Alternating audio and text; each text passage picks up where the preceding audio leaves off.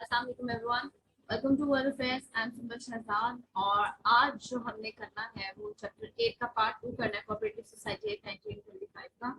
कल हमने देख लिया था कि ये चैप्टर बहुत बड़ा है और इसके दो पार्ट्स हैं, एक लिक्विडेशन को डील करता है और एक आर्बिट्रेशन को डील करता है। लास्ट टाइम हमने जो है वो लिक्विडेशन देखा था, आज आर्बिट्रेशन देखते हैं। ये जो चैप्टर है ये 54 सेक्शन से शुरू हो रहा है, तो शुरू करते हैं इसको, जो कि बताता है कि आर्बिट्रेशन क्या है। 54 सेक्शन बताता है कि आर्बिट्रेशन जो है वो काफी सारी डिस्प्यूट्स में हो सकती है जो कि सोसाइटी के बिजनेस को टच कर रही है, लेकिन उस चीज पे नहीं हो सकती जो कि डिसिप्लिनरी एक्शन लिया है सोसाइटी ने या उसकी कमेटी ने अगेंस्ट अ पेड सर्वेंट। ठीक है, उसने कुछ ऐसा काम खराब किया सोसाइटी का और उन्होंने एक्शन लिया, तो उस पर आर्बिट्रेशन नहीं हो सकती। बाकी इन चीजों पर आर्बिट्रेशन हो सकती है अगर मेंबर्स का और पास्ट मेंबर्स का या आपस में पास्ट मेंबर्स का या मेंबर्स का कोई मसला आ गया हो, या फिर कोई ऐसा पर्सन जो है क्लेम कर रहा है वाया पास्ट मेंबर या मेंबर, तो फिर आर्बिट्रेशन हो सकती है। नेक्स्ट ये है कि मेंबर्स और पास्ट मेंबर्स और वो पर्सन जो इनके थ्रू क्लेम कर रहे हैं और किसी ऑफिसर का, प्रेसिडेंट या पास्ट ऑफिसर का कोई मसला आ गया आपस में। ठीक है, मेंबर्स का और ऑफिसर्स का, पास्ट मेंबर्स का या ऑफिसर्स का आपस में मसला आ गया, या फिर एजेंट सर्वेंट या मतलब कोई भी ऑफिशियल जो है सोसाइटी के उनके मेंबरान के दरमियान कोई इशू आ गया, तो आर्बिट्रेशन हो सकती है। या फिर सोसाइटी का या उसकी कमेटी का और पास्ट या प्रेजेंट मेंबर्स का कोई इशू आ गया, तो आर्बिट्रेशन हो सकती है।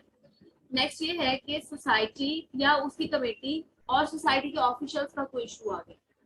ठीक है, तो हो सकती है। या फिर सोसाइटी के इन ऑफिशियल्स ने जिनका सोसाइटी और कमेटी के साथ इशू चल रहा है, उन्होंने कोई श्योरिटी दी है किसी भी पर्सन को, ठीक है, और ये श्योरिटी है कि वेदर वो मेंबर है या नहीं। ठीक है, नेक्स्ट क्या है, अगर कोई इशू आ गया है फाइनेंस बैंक का जिसको रजिस्ट्रार ने ऑथराइज किया था सेक्शन 34 सब सेक्शन 1 के तहत कि वो किसी नॉन मेंबर को लोन दे दे, और उस नॉन मेंबर के साथ इशू हो गया उस फाइनेंस बैंक का जिसको उन्होंने लोन दिया था, तो आर्बिट्रेशन हो सकती है। या फिर दो सोसाइटीज का आपस में इशू आ गया, तो फिर आर्बिट्रेशन हो सकती है। अगर आर्बिट्रेशन होनी होगी तो सबसे पहले रजिस्ट्रार या तो खुद आर्बिट्रेटर बनेगा या फिर अपनी तरफ से किसी नॉमिनी को लेकर आएगा, ठीक है, वो आर्बिट्रेशन करे। लेकिन अगर सोसाइटी मतलब जो सोसाइटीज हैं या जो भी दोनों पार्टीज हैं जिनके बीच में आर्बिट्रेशन हो रही है वो अग्री नहीं होती और वो डिजायर करती हैं कि 3 मेंबरान की एक कमेटी होनी चाहिए जो कि आर्बिट्रेशन करे, तो फिर ये हो सकता है कि एक मेंबर या तो रजिस्ट्रार या उसका नॉमिनी होगा उस आर्बिट्रेशन कमेटी में, और दो पर्सन जो है वो दोनों पार्टीज में से आएंगे, मतलब each party one person nominate करेगी, तो तीनों मिलके आर्बिट्रेशन का काम करेंगे। फाइन। डिस्प्यूट क्या हो सकती है, आर्बिट्रेशन के लिए डिस्प्यूट क्या हो सकती है, तो पहला मसला ये है कि वेदर अ पर्सन इज और was a member of society, वो सोसाइटी का पार्ट था भी कि नहीं था, ये मसला हो सकता है। या फिर ये हो सकता है कि किसी मेंबर ने, नॉन मेंबर ने या किसी भी पर्सन ने, पास्ट मेंबर हो सकता है, नॉन मेंबर हो सकता है, एयर हो सकता है, उसने सोसाइटी से कुछ डेट लिया और वो दे ना रहा हो, ठीक है, या फिर सोसाइटी का कोई क्लेम हो पास्ट मेंबर या नॉन मेंबर की एसेट्स के ऊपर, ठीक है, तो ये क्लेम्स एडमिटेड है या नहीं है, ये भी एक इशू हो सकता है, ठीक है, तो ये भी आर्बिट्रेशन में जा सकता है। अच्छा, अगर ऐसा कोई मसला है जिसमें लीगल या लॉ के मैटर्स इन्वॉल्व हो जाते हैं, तो रजिस्ट्रार फिर ये कर सकता है कि उस केस को सस्पेंड कर दे। अगर उसे ठीक लगता है तो उस केस को सस्पेंड कर दे और ये देखे कि हो सकता है इनमें से एक फरीक जो है वो रेगुलर कोर्ट में सूट फाइल करते हैं और फिर उस रेगुलर कोर्ट से कोई डिसीजन आ जाए, ठीक है। लेकिन अगर इनमें से कोई भी फरीक ऐसा नहीं करता कि रेगुलर कोर्ट में कोई केस फाइल करे और फिर उसका केस का डिसीजन आए, तो और 6 महीने गुजर जाए,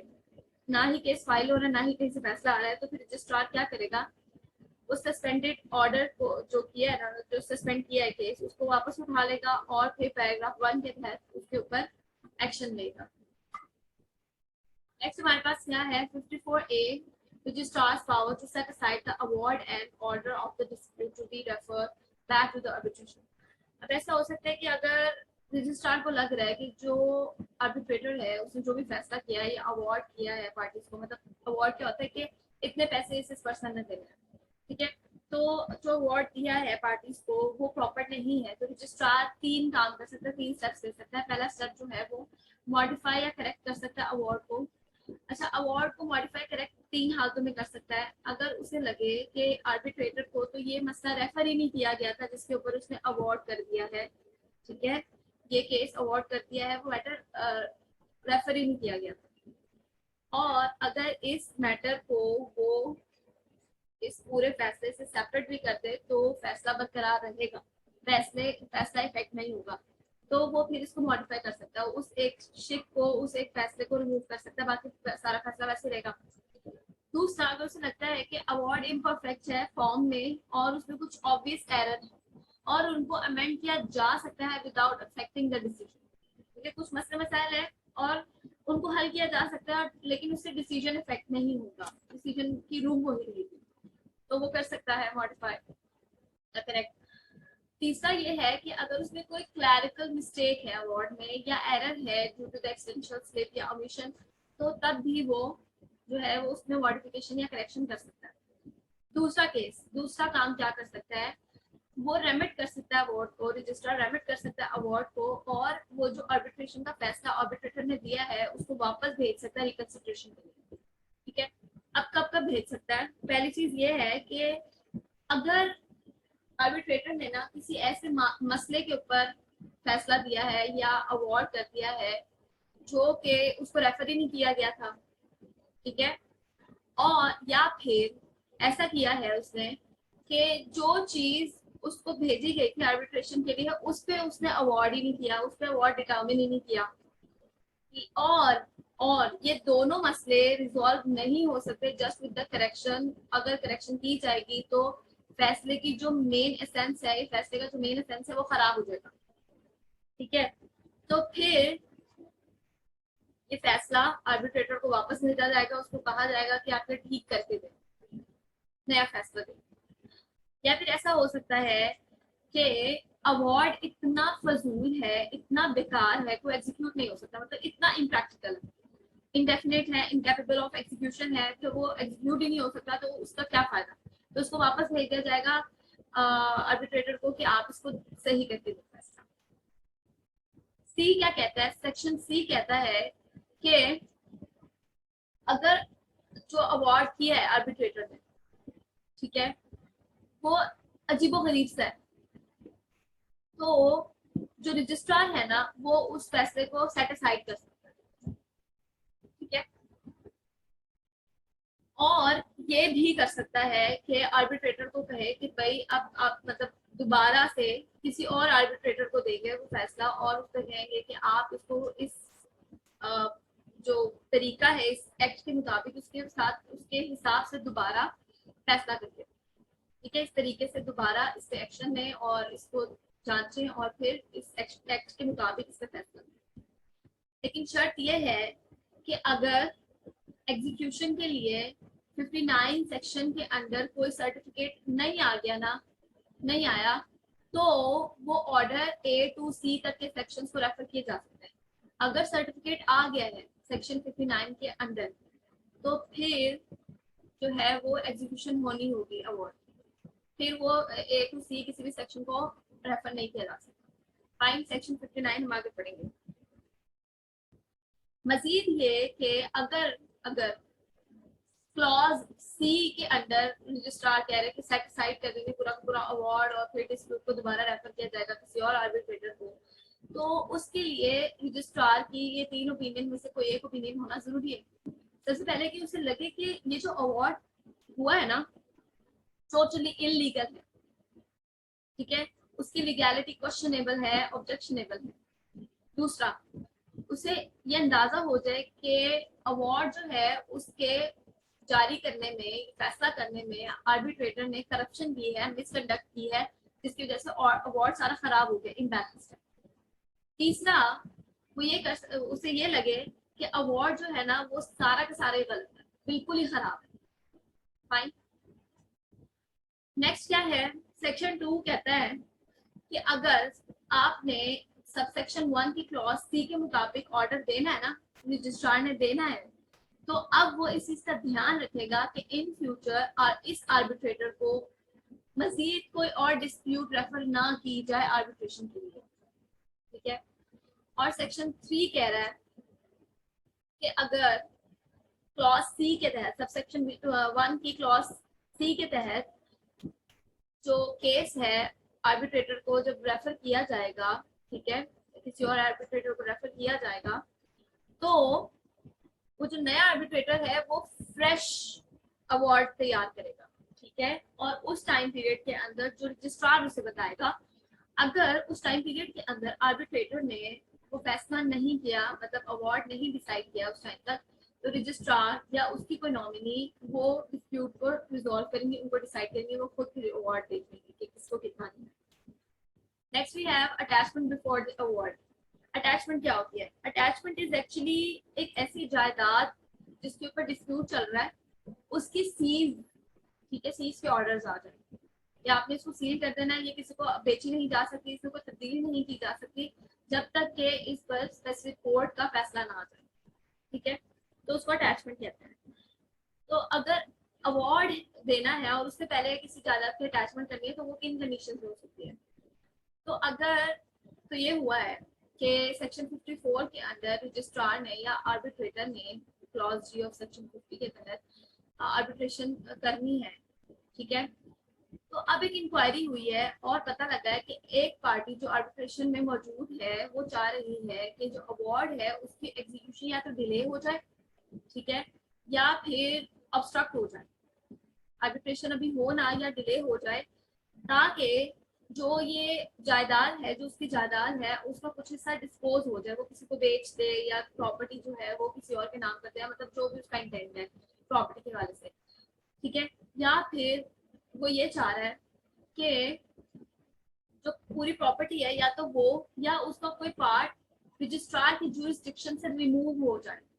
ठीक है, रजिस्ट्रार उसमें कोई डिसीजन ना ले सके और ये उनको पता लग जाए, तो आप क्या करेंगे, रजिस्ट्रार जल्दी जल्दी एक ऑर्डर पास करेगा कंडीशनल अटैचमेंट की कि ये जो है ना सोसाइटी को सीज कर लिया जाए। फाइन। अगर वो पर्सन जिसने ये एक्शन लिया था या वो एक्शन लेना चाह रहा था इस तरह का, वो अगर कोई एडेक्वेट सिक्योरिटी प्रोवाइड कर देता है रजिस्ट्रार को, तो फिर वो कंडीशनल अटैचमेंट नहीं होगी, और अगर वो कंडीशनल मतलब सिक्योरिटी नहीं प्रोवाइड करता तो कंडीशनल अटैचमेंट हो जाएगी। और इस अटैचमेंट की हैसियत वही होगी जो एक कॉम्पिटेंट सिविल कोर्ट की होती है, मतलब कोई सिविल कोर्ट जो भी जुरिस्डिक्शन देगा ना अटैचमेंट के हवाले से, तो जो उसकी हैसियत होगी वही रजिस्ट्रार की फैसले की हैसियत होगी। Next we have section 56 and 57। 56 बताता है कि appeal against the award of arbitrator,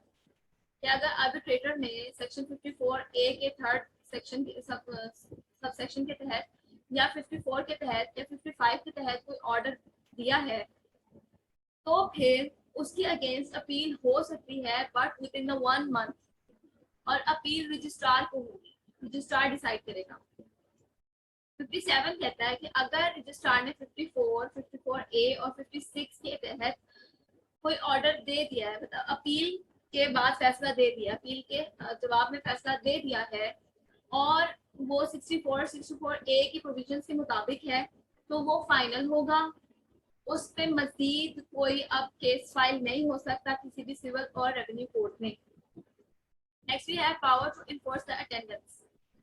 जो भी रजिस्ट्रार है, ये रजिस्ट्रार की तरफ से ऑथराइज्ड पर्सन है जो कि एज एन आर्बिट्रेटर काम कर रहे हैं, इंस्पेक्शन के काम कर रहे हैं या फिर लिक्विडेटर के काम कर रहे हैं, तो वो पर्सन क्योंकि ये काम करने पे ऑथराइज हुए हैं, तो उनके पास वो तमाम इख्तियारात भी आ जाते हैं जो कि एक तरह से सिविल प्रोसीजर कोड 1908 में सिविल कोड की होती है। अब वो क्या इख्तियारात हैं? वो किसी भी विटनेस को बुलाने और उसकी अटेंडेंस को इन्फोर्स कराने के इख्तियारात हैं, वो चाहे विटनेस दोनों पार्टीज में से हो या फिर किसी एक पार्टी में से हो, या फिर वो पर्सन जो ऑथराइज हुआ है वो कंपेल कर सकता है इन दोनों पार्टीज को, या इनमें से जो भी पार्टी को उसे सही लगता है कि वो एविडेंस दे, उनको कंपेल कर सकते हैं कि एविडेंस दे, या फिर ये भी हो सकता है कि वो उनको कंपेल करें कि आप ये स्पेसिफिक डॉक्यूमेंट्स हमें चाहिए, हमें ला के दें, ठीक है। तो इख्तियारात इस्तेमाल कर सकते हैं, वो बिल्कुल कानूनी होंगे और वो CPRC 1908 के तहत। मनी रिकवर करनी है जी, 59 सेक्शन कह रहा है। तो अब डिफरेंट डिफरेंट सेक्शंस हैं यहाँ पे, उनके हवाले से कहा जा रहा है कि अगर इन सेक्शन के हवाले से फैसले आ गए, रजिस्ट्रार ने आर्बिट्रेटर ने दे दिए हैं या अपील हुई है और उन अपील के फैसले आ गए हैं, कोऑपरेटिव सेक्रेटरी ने को अपील की गई है डिफरेंट सेक्शंस के हवाले से, जिसमें 50A 54A और 54 सेक्शंस हैं, उनके तहत अगर कोई अपील किया और फिर फैसले आ गए हैं और वो कैरी आउट नहीं होते, ठीक है, वो नहीं कैरी आउट होते, तो अब क्या होगा, तो अब रजिस्ट्रार या लिक्विडेटर जो है वो एक सर्टिफिकेट साइन करेंगे और उस सर्टिफिकेट की वही हैसियत होगी जो कि एक सिविल कोर्ट के फैसले की होगी, ठीक है, और उसको उसी तरह एग्जीक्यूट किया जाएगा जो सिविल कोर्ट के फैसले को एग्जीक्यूट किया जाता है जिस तरह। या फिर अगर वो कैरी आउट नहीं होते फैसले, तो फिर ये हो सकता है कि उस इलाके में लैंड रेवेन्यू की रिकवरी के लिए, लैंड रेवेन्यू के एरियर्स की रिकवरी के लिए जो उस टाइम पे उस इलाके में कानून मौजूद है उसके मुताबिक एग्जीक्यूट करें, ठीक है, उसके मुताबिक चलें और पैसा रिकवर करें। इस पैसे की रिकवरी के लिए चाहे वो कितनी ही अमाउंट हो, रिकवरी के लिए कलेक्टर को एक एप्लीकेशन दी जाएगी वाया रजिस्ट्रार या लिक्विडेटर, ठीक है, या रजिस्ट्रार के किसी सबऑर्डिनेट ऑफिसर के थ्रू जो जिसको रजिस्ट्रार ने इख्तियार दिए हैं, वो कलेक्टर को एक एप्लीकेशन देंगे और एक सर्टिफिकेट भी देंगे जिसपे सिग्नेचर हुए होंगे इस ऑफिसर के या फिर रजिस्ट्रार के। तो वो उन्हें कहेंगे कि भाई हमें इतना पैसा चाहिए, आप ये पैसा रिकवर कर देंगे, ठीक है। Next, power of the registrar to recover certain sums by attachment and sale of the property. अच्छा, ये जो है ना, ये कह रहा है कि ना रजिस्ट्रार है या रजिस्ट्रार की तरफ से कोई भी अपॉइंटेड बंदा है, उसने कुछ पैसे रिकवर करने हैं, ठीक है, किसी भी पर्सन से या किसी भी बैंक से या सोसाइटी से पैसे रिकवर करने हैं, और वो पैसे जो है वो उसी तरह उन रूल्स के मुताबिक रिकवर करने जो गवर्नमेंट ने बनाए, तो वो पर्सन जो है पैसे रिकवर करते हुए कलेक्टर की पावर्स एक्सरसाइज करेगा, और उस कलेक्टर की पावर्स एक्सरसाइज करेगा जो सिंध लैंड रेवेन्यू कोड 1879 ने बताए हैं, या फिर इसी तरह का कोई और कानून जो कि उस स्पेसिफिक इलाके में उस टाइम पे राइज है, ठीक है। तो कलेक्टर की ड्यूटी वो कब कब परफॉर्म कर सकता है, ये 5 बातें बताइए कि इन 5 चीजों में वो कलेक्टर की ड्यूटी परफॉर्म कर सकता है। नंबर 1 पे वो बता रहा है कि सिविल कोर्ट ने कुछ पैसे जो है जब्त करने का हुक्म दिया, रिकवरी का हुक्म दिया, या फिर रजिस्ट्रार ने अवार्ड दिया है कि इतने पैसे इस पर्सन से लेने हैं, ठीक है, या डिसीजन दिया है, या फिर किसी रजिस्टर्ड सोसाइटी से किसी ने कुछ पैसे लिए हैं, वो रजिस्टर्ड सोसाइटी बैंक भी हो सकती है, लिक्विडेटर भी हो सकता है, फाइन, तो उनसे पैसे लिए हैं और पैसे वापस नहीं करे, तो अब कलेक्टर आ जाएगा पैसे लेने के लिए, वो सारी पावर एक्सरसाइज करते हुए जो कि उसे सेम लैंड रेवेन्यू कोड 1879 में दिया। या फिर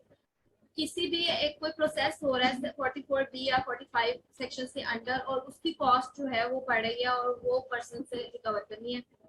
या 22 सेक्शन 22A सेक्शन के तहत या 50A सेक्शन के तहत कोई डैमेज असेस हुआ है, तो वो पैसे रिकवर करने को, अफसरान ने कोई गड़बड़ की है तो उसके तहत पैसे रिकवर करने, या फिर सेक्शन 61 एंड 62 के तहत पेनल्टी दी गई है, अभी आगे हम पढ़ेंगे, या फिर सेक्शन 65 के तहत गवर्नमेंट ने कुछ पैसे लेने हैं, ठीक है, और उसके साथ अगर कोई इंटरेस्ट या रिटर्न भी बनता है उस पैसे के ऊपर तो वो भी रिकवर करने, या फिर कोई ऐसी अमाउंट जो कि कॉस्ट ऑफ द प्रोसेस बनती है, तो वो सब रिकवर करने के लिए कलेक्टर आगे आएगा और तमाम पावर्स एक्सरसाइज करेगा जो इस एक्ट ने या इस कोड ने, रेवेन्यू कोड ने उस पर्सन को दी है, ठीक है। अब ये पर्सन रिकवर कैसे करेगा, ये जो सेड पर्सन है ना जिसके खिलाफ डिसीजन आया है, उसकी प्रॉपर्टी, ठीक है, उसकी प्रॉपर्टी को अटैच करके और अटैचमेंट करके और सेल करके, या फिर विदाउट अटैचमेंट सेल करके पैसा रिकवर किया जाएगा। नेक्स्ट सबसेक्शन है हमारे पास रजिस्ट्रार और person empowered by him to be a civil court for certain processes। तो यहाँ पर कह रहे हैं कि रजिस्ट्रार जो है ना वो और कोई और पर्सन जो उसके बिहाफ पे वेरियस काम करने के ऊपर मामूर है। अब वो वेरियस काम क्या है, वो वेरियस काम में सबसे पहले तो ये है कि attachment and sale of the property and sale of the property without any attachment, या फिर किसी पैसे की रिकवरी के लिए उसको किसी ने एप्लीकेशन दी है और उस एप्लीकेशन के तहत वो ऑर्डर्स पास करे, ठीक है, या फिर रिकवरी के लिए वो कोई हेल्प प्रोवाइड करे, तो वो इन तमाम कामों में अकॉर्डिंग टू लिमिटेशन एक्ट 1908, ठीक है, उसके फर्स्ट शेड्यूल के आर्टिकल 182 के तहत सिविल कोर्ट बन सकता है, ठीक है, सिविल कोर्ट की पावर अज्यूम कर सकता है। या फिर सेक्रेटरी कोऑपरेटिव्स और रजिस्ट्रार एप्लीकेशन के ऊपर, उनको कोई एप्लीकेशन दी गई हो, ठीक है, कोई एप्लीकेशन, कोई दरख्वास्त दी गई हो, डायरेक्ट कर सकते हैं किसी भी ऑर्डर को या अवार्ड को जो कि इस एक्ट के मुताबिक पास हुआ है, ठीक है, कि वो एग्जीक्यूटेड हो according to the civil procedure code 1908, ठीक है। कोई भी ऐसा हुक्मनामा है, डिसीजन है, उसके वाले से वो ऑर्डर कर सकते हैं ऑन एप्लीकेशन कि ये अब इस तरह ही एग्जीक्यूट होगा, जैसे सीआरपीसी जो है वो चल रहा है, सीपीआरसी चल रहा है 1908, वो जैसे एग्जीक्यूट होता है वैसे ही एग्जीक्यूट होगा, ठीक है, या इसी तरह का कोई और कानून जो उस टाइम पे उस जगह पे मौजूद हो। नेक्स्ट वी हैव रजिस्ट्रार या कोई भी ऑफिसर जो उसका सबऑर्डिनेट है और गवर्नमेंट ने उसको ऑथराइज किया है मनी को रिकवर करने के लिए या अवार्ड जो है वो लेने के लिए, फाइन, तो वो भी अगेन सिविल प्रोसीजर कोड 1908 के तहत वो सारी पावर्स एक्सरसाइज कर सकता है जो सिविल कोड के। 59A बताता है कि transfer of the property which can not be sold, ऐसी प्रॉपर्टी के साथ क्या किया जाएगा, कैसे ट्रांसफर होगी जो सेल नहीं हो सकती। तो अगर एक प्रॉपर्टी है उसके ऊपर फैसला आ गया है कि उसके ऊपर एग्जीक्यूशन होनी है 59 के तहत, ठीक है, और वो सेल नहीं हो सकती just for the want of the buyers, मतलब बायर्स की ख्वाहिश मुताबिक वो सेल नहीं हो सकती, और वो ऐसी प्रॉपर्टी है जो कि एक डिफॉल्टर के अंडर है या कोई और पर्सन डिफॉल्टर के बिहाफ पे उसको ऑन कर रहा है, या फिर एक पर्सन जो है वो उस टाइटल के तहत उस पे क्लेम कर रहा है, उस प्रॉपर्टी पे क्लेम कर रहा है क्योंकि डिफॉल्टर ने उसको दिया, ठीक है। तो अब रजिस्ट्रार, लिक्विडेटर या फिर असिस्टेंट रजिस्ट्रार क्लॉज ए और बी सबसेक्शन 1 के तहत सर्टिफिकेट इशू करेंगे, ठीक है, कलेक्टर का हो सकता है, कोर्ट का वाला सेक्शन हो सकता है। अब डायरेक्ट करेंगे, ठीक है, इस सर्टिफिकेट के तहत वो डायरेक्ट करेंगे कि जो प्रॉपर्टी है वो उस सेट सोसाइटी को जिसने एग्जीक्यूशन के लिए दरख्वास्त दी थी उसको दे दी जाए, ठीक है, उस पूरी प्रॉपर्टी को या उस प्रॉपर्टी के किसी हिस्से को उस सोसाइटी को दे दिया जाए, फाइन, और इन्हीं रूल्स एंड रेगुलेशंस के मुताबिक या प्रेस्क्राइब्ड मैनर में उनको उस सोसाइटी को डिलीवर। सेक्शन 2 कहता है कि वो रूल्स एंड रेगुलेशंस जो इन मामला को ध्यान में रख के बनाए गए हैं और वो कोई किसी दूसरे शख्स के हक में किसी तजावुजात को, चार्जेस को या इक्विटी को कानूनी तौर पे बरकरार रखते, खत्म नहीं करते, ठीक है, मतलब उस शख्स ने अगर सोसाइटी के अगेंस्ट कोई भी काम किया है तो वो चार्जेस बरकरार रहेंगे, वो खत्म नहीं होंगे। तो ऐसे पर्सन की जो प्रॉपर्टी है वो उस सेट सोसाइटी को दे दी जाए, ठीक है, उस सोसाइटी को दे दी जाएगी जिसने आप समझ लें कि अपील की होगी या फिर रिक्वेस्ट की होगी रजिस्ट्रार को, फाइन, उन टर्म्स एंड कंडीशंस के ऊपर जो कि कोर्ट या कलेक्टर और सोसाइटी के माबैन तय पा गए, जो भी केस होता है, कोर्ट है या कलेक्टर है, according to the certificate of the registrar. अब यहाँ पर वो एक शर्त कह रहे हैं कि शर्त ये है कि इस प्रॉपर्टी के ऊपर जिसके ऊपर सर्टिफिकेट आ गया है 59 सेक्शन के अंडर, रजिस्ट्रार की तरफ से या लिक्विडेटर की तरफ से या असिस्टेंट रजिस्ट्रार की तरफ से सर्टिफिकेट आ गया, तो इस प्रॉपर्टी के ऊपर कोई भी private transfer, delivery, encumbrance charge null and void होगी सोसाइटी के लिए, वो मानी नहीं जाएगी, ठीक है। तो ये था आज का लेक्चर, आई होप कि आपको समझ आया होगा। मैंने अपनी तरफ से बहुत कोशिश किया, लेकिन फिर भी कोई इशू, कोई प्रॉब्लम हो तो आप मेरे से पूछ सकते हैं कमेंट सेक्शन में या फिर हमारी फेसबुक के पेज पे। Thank you so much for listening. Allah Hafiz.